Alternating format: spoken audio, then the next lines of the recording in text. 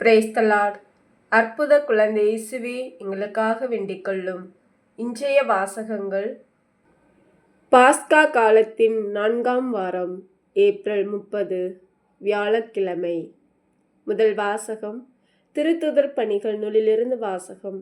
அதிகாரம் 13, இறை வார்த்தைகள் 13 முதல் 25 முடிய.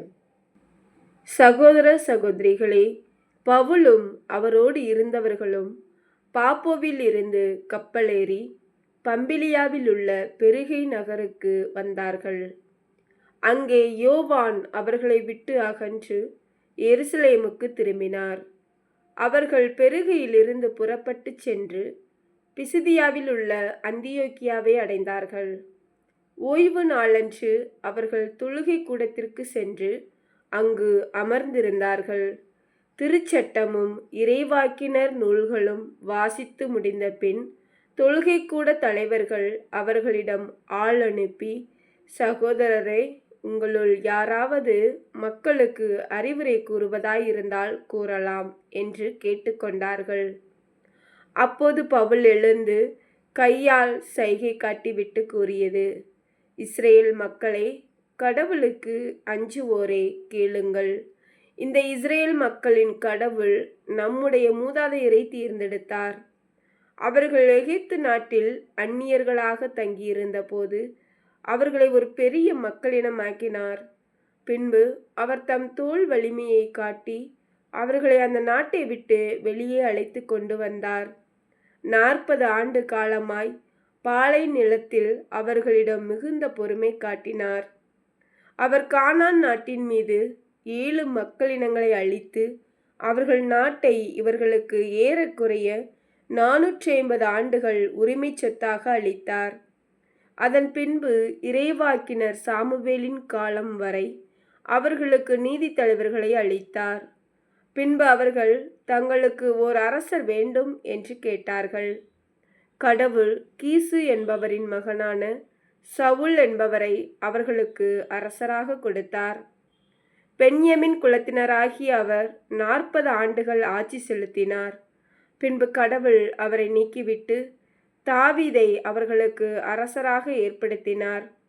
அவரை குறித்து ஈசாயின் மகனான தாவீதை என் இதயத்துக்கு உகந்தவனாக கண்டேன், என் விருப்பம் அனைத்தையும் அவன் நிறைவேற்றுவான் என்று சான்று பகர்ந்தார்.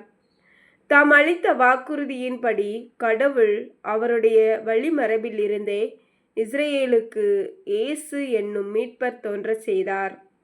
அவருடைய வருகைக்கு முன்பே யோவான் மனம் மாறி திருமுழுக்கு பெறுங்கள் என்று இஸ்ரேல் மக்கள் அனைவருக்கும் பறைசாற்றி வந்தார். யோவான் தம் வாழ்க்கை என்னும் ஓட்டத்தை முடிக்கும் தருவாயில், நான் யார் என நீங்கள் நினைக்கிறீர்களோ அவரல்ல நான். இதோ, எனக்கு பின் ஒருவர் வருகிறார், அவருடைய மிதியடிகளை அவிழ்க்கவும் எனக்கு தகுதியில்லை என்று கூறினார். இது ஆண்டவர் வழங்கும் அருள்வாக்கு. இறைவா, உமக்கு நன்றி. பதிலுரை பாடல். திருப்பாடல் 89. பல்லவி. ஆண்டவரே, உமது பேரன்பை என்றென்றும் நான் அறிவிப்பேன். அல்லேலுயா, வாழ்த்தொலி. இயேசு கிறிஸ்துவே, நீரே நம்பிக்கைக்குரிய சாட்சி, இறந்தோருள் முதலில் உயிர் பெற்று எழுந்தவர். நீர் எம்மீது அன்பு கூர்ந்து உமது இரத்தத்தினால் பாவங்களிலிருந்து எங்களை விடுவித்தீர். நற்செய்தி வாசகம். புனித யோவான் எழுதிய நற்செய்தியிலிருந்து வாசகம். அதிகாரம் 13, இறை வார்த்தைகள் 16 முதல் 20 முடிய. அக்காலத்தில் சீடர்களின் பாதங்களை கழுவிய பின் இயேசு அவர்களுக்கு கூறியது: பணியாளர் தலைவரை விட பெரியவர் அல்ல, தூது அனுப்பப்பட்டவரும் அவரை அனுப்பியவரை விட பெரியவர் அல்ல என உறுதியாக உங்களுக்கு சொல்கிறேன். இவற்றை நீங்கள் அறிந்து அதன்படி நடப்பீர்கள் என்றால் நீங்கள் பேறு பெற்றவர்கள். உங்கள் அனைவரையும் பற்றி நான் பேசவில்லை. நான் தேர்ந்து கொண்டவர்கள் யாரென எனக்கு தெரியும். எனினும் என்னோடு உண்பவனே என் மேல் பாய்ந்தான் என்னும் மறைநூல் வாக்கு நிறைவேறியாக வேண்டும். அது நிறைவேறும்போது இருக்கிறவர் நானே என்று நீங்கள் நம்புமாறு இப்போதே அது நிறைவேறும் முன்பே அது பற்றி உங்களுக்கு சொல்லி வைக்கிறேன். நான் அனுப்புகிறவரை ஏற்றுக்கொள்பவர் என்னையே ஏற்றுக்கொள்கிறார். என்னை ஏற்றுக்கொள்பவர் என்னை அனுப்பியவரையே ஏற்றுக்கொள்கிறார் என உறுதியாக உங்களுக்கு சொல்கிறேன். இது கிறிஸ்து வழங்கும் நற்செய்தி. கிறிஸ்துவே உமக்கு புகழ். சிந்தனை: கடவுள் மனிதரை படைத்தாரா, மனிதர் கடவுளை படைத்தாரா என்று கடவுளின் இருப்பையே கேள்விக்குள்ளாக்கும் குழப்பங்கள் நம் மனதில் எழுவது இயல்பே.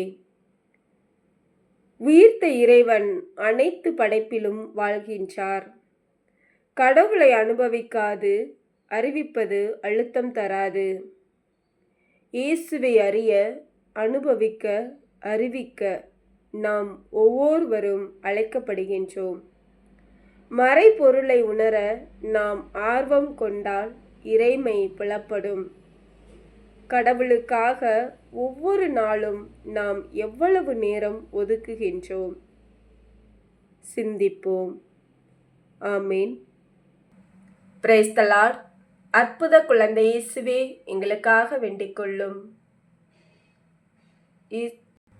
Thank you Jesus.